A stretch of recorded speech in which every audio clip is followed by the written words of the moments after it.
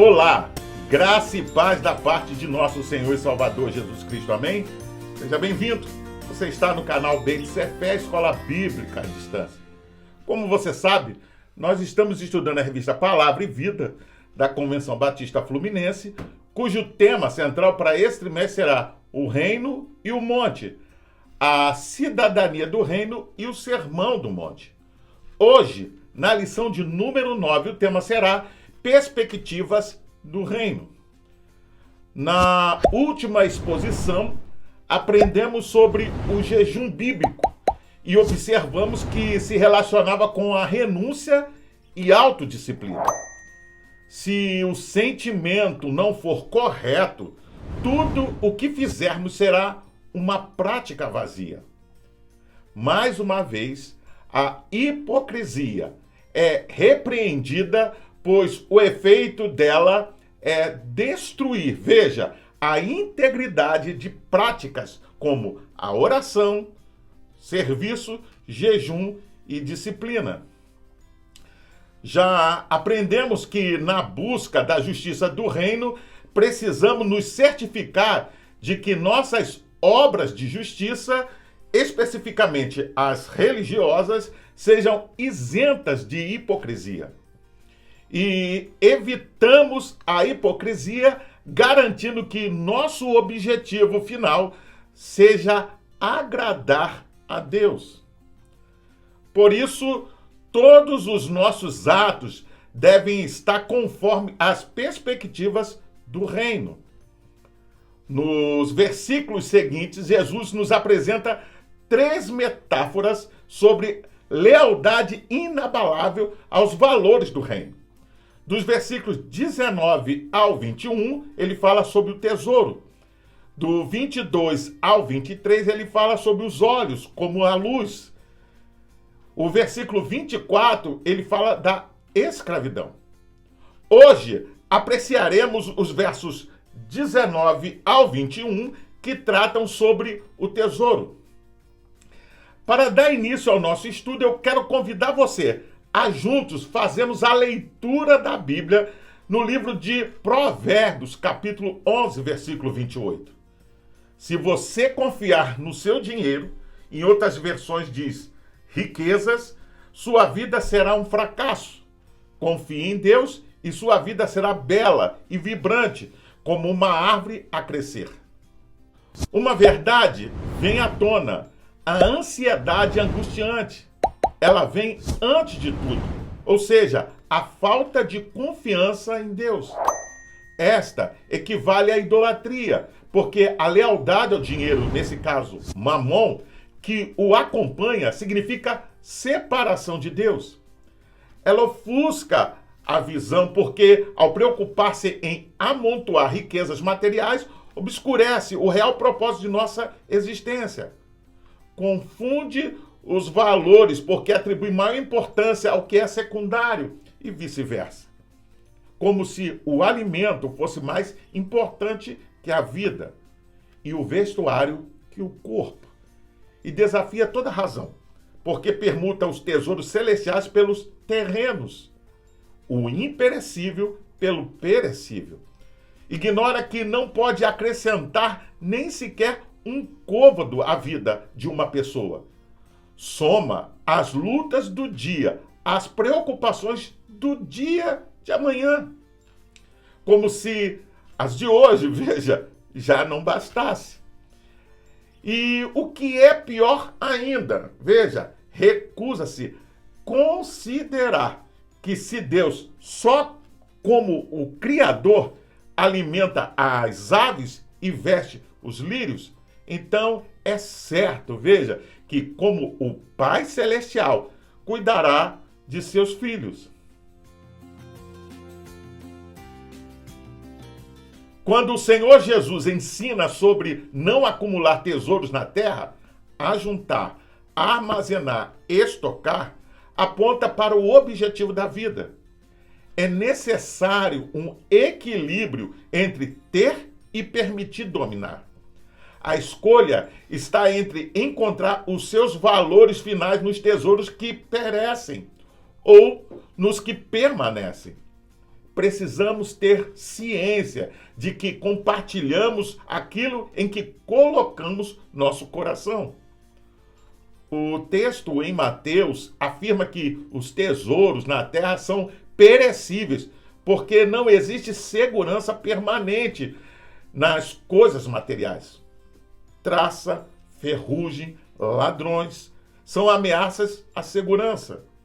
Independentemente da classe social e intelectual, se nossos objetivos forem escusos e hipócritas, a corrosão e a insatisfação serão reais.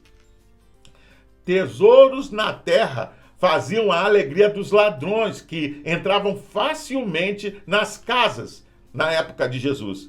Porque as paredes da maioria das casas da Palestina eram de barro cru, o que podemos dizer, se esfarelava facilmente. Antes de continuar, vamos ler a Bíblia em Eclesiastes, capítulo 5, verso 10 a 11, a parte A, e verso 13 e 14. A pessoa que ama o dinheiro nunca terá o suficiente. Em outra versão diz, nunca se fartará. É a velha tolice de pensar que dinheiro traz felicidade. Quanto mais se tem, mais se gasta, a ponto de não sobrar quase nada. Há ainda um outro problema sério, que eu vi em muitos lugares. Dinheiro aplicado em maus negócios que acabam com a herança que devia ficar para os filhos. Infelizmente, os homens sempre querem mais do que têm. Salomão observou que aqueles que amam o dinheiro e o buscam obsessivamente nunca encontrarão a felicidade que o dinheiro promete. Por outro lado, a riqueza atrai aos que vivem às suas custas e aos ladrões que a desejam, ocasionando insônia e temor. Para os comentários da Bíblia de estudo pessoal, o dinheiro e a abundância de bens terrenos não dão por si sentido à vida e, portanto, podemos dizer, não podem promover a verdadeira felicidade. Geralmente, o trabalhador honesto, ao chegar à sua casa, depois de um dia normal de trabalho, dorme tranquilo, enquanto o rico não consegue conciliar o sono, veja, temeroso que alguma calamidade, podemos assim dizer, ou falha de sua parte, arruine tudo o que ele tem. Mas, mesmo sem qualquer prejuízo, o rico nada levará consigo ao morrer. É de se lastimar que tantas pessoas trabalham tanto para enriquecer, quando o principal é acumular tesouros no céu.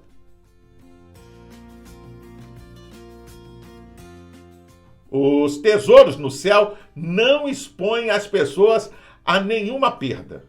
Não tem traça, a ferrugem, nem o ladrão. Lá não tem inflação. Esses tesouros são resultantes da aprovação divina que serão dados aos discípulos na consumação do reino. Jesus não está condenando todo tipo de riqueza, é importante destacar isso, nem de roupa. Não está proibindo coisas, mas o amor às coisas. Veja, não é o dinheiro a raiz de todos os males, mas o amor ao dinheiro. O amor ao dinheiro aguça a vaidade e a temporariedade e a transitoriedade. São características da vaidade, pois antes da queda, o coração do homem se envaidece. Na perspectiva do reino de Deus, precisamos ser comprometidos com os valores estabelecidos por Deus. Trocar o eterno pelo temporal é um mau negócio. Antes de continuar, vamos ler a Bíblia em Mateus capítulo 6, versículos 19 ao 21. Não acumulem para vocês tesouros na terra, porque a traça e a ferrugem destroem, e onde os ladrões arrombam e furtam. mas acumulem para vocês tesouro no céu, onde a traça e a ferrugem não destrói, e onde os ladrões não arrombam nem furtam. Pois onde estiver o seu tesouro, aí também estará o seu coração. Segundo o livro Estudos no Sermão do Monte, por Lloyd Jones, nosso Senhor interessava-se aqui não tanto pelas nossas possessões, e sim pela nossa atitude em relação a essas possessões. Não está em evidência aqui o que o homem porventura possua, mas antes, o que ele pensa sobre os seus bens materiais. E qual é a sua atitude acerca deles? Nada há de errado no tocante a possuir, veja, de abundantes bens materiais. Mas o que pode ser completamente errado é a relação de uma pessoa para com as suas posses materiais ou as suas possessões. É a mesma coisa que se dá no tocante a tudo quanto o dinheiro é capaz de adquirir. Para Tasker, sobre os tesouros espirituais, Jesus afirma que, embora invisíveis e intangíveis, são muito mais reais e duradouros do que todos os bens materiais que os homens e as mulheres possam amontoar a duras penas. Em sua indevida preocupação com o futuro, essas possessões, ainda que escapem às garras do assaltante, só servirão para que, com muita probabilidade, serem corroídas pela traça e pela ferrugem. Portanto, pôr nelas o coração é viver em constante insegurança. Ainda que inconscientemente, é também privar-se, veja, do tesouro celeste, que está fora do alcance dos ladrões e livre dos estragos da traça e da ferrugem.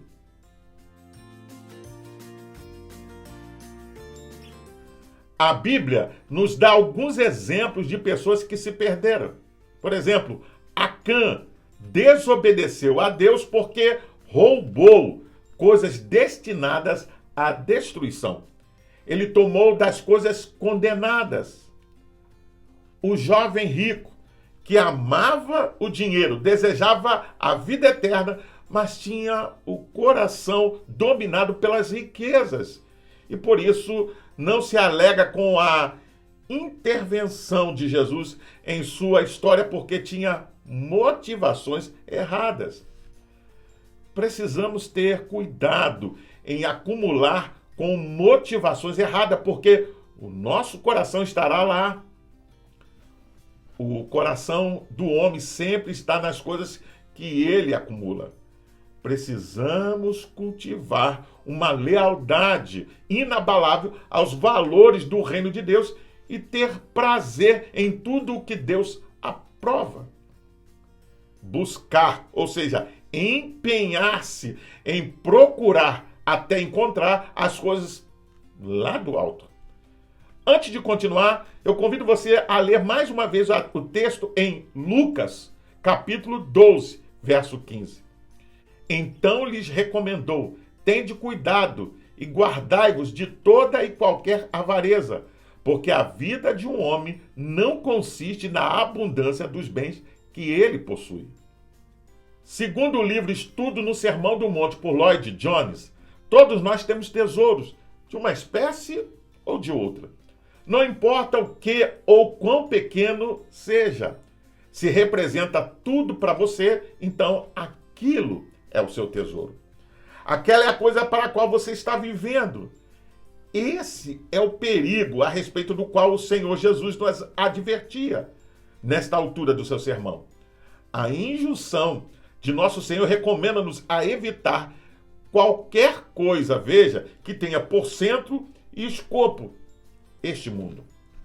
O comentário do Novo Testamento, Mateus, volume 1, por William Hendrickson, diz que acumular riquezas é um hábito cheio de perigos espirituais. Seguramente, o dinheiro pode ser uma grande bênção se ele não é um fim em si mesmo, senão um meio para se alcançar um fim. Por exemplo, impedir que a família de alguém se constitua num pesado fardo para outros. Socorrer aqueles que estão em apertos. Estimular a obra do evangelho na própria pátria e no estrangeiro. Tudo para a glória de Deus. Entretanto, o dinheiro pode ser igualmente uma armadilha. Para Tasker, o coração do homem inevitavelmente segue o seu tesouro. Está apaixonado por aquilo que crê ser o seu bem supremo. Daí, Jesus ordena aos discípulos que jamais considerem como tesouro os bens materiais, e muito menos como tesouro permanente que se deve ser mantido a todo custo. Ao contrário, dá a entender que devem ter como seu objeto, ou objetivo, usar sábia e generosamente a riqueza material, pois, como essa sabedoria e generosidade bem poderão estar acrescentando as suas verdadeiras e permanentes riquezas espirituais.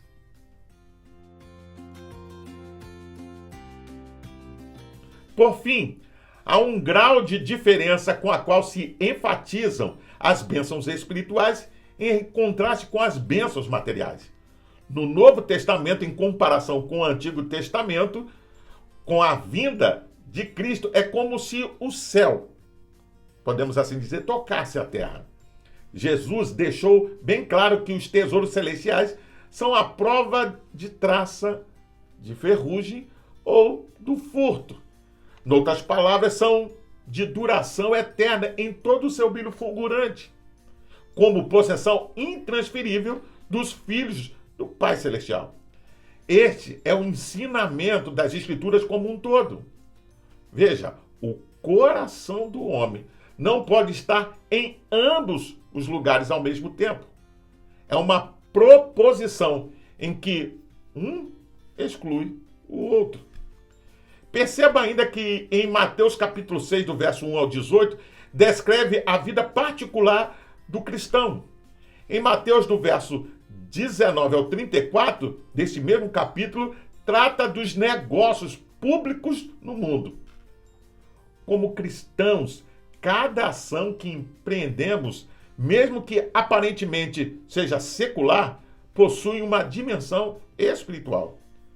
A maioria de nós exerce a profissão no ambiente secular e manifesta o sagrado em meio à sociedade. John Stott, mais uma vez, brilhantemente nos diz que o tesouro no céu é seguro. Medidas de preocupação para protegê-lo são desnecessárias. Não precisa de apólices de seguro por ser indestrutível. Eu finalizo perguntando: observando o que estudamos, podemos afirmar que nossas perspectivas são as perspectivas do reino de Deus? Seus objetivos glorificam a Deus? São equilibrados e salpicados dos valores que Jesus ensinou? Você se preocupa com o verdadeiro lucro na vida cristã? Eu convido você a fazer a leitura diária, que vai de segunda até domingo, onde você vai encontrar diversos textos que vão te ajudar a entender e a compreender melhor esta lição.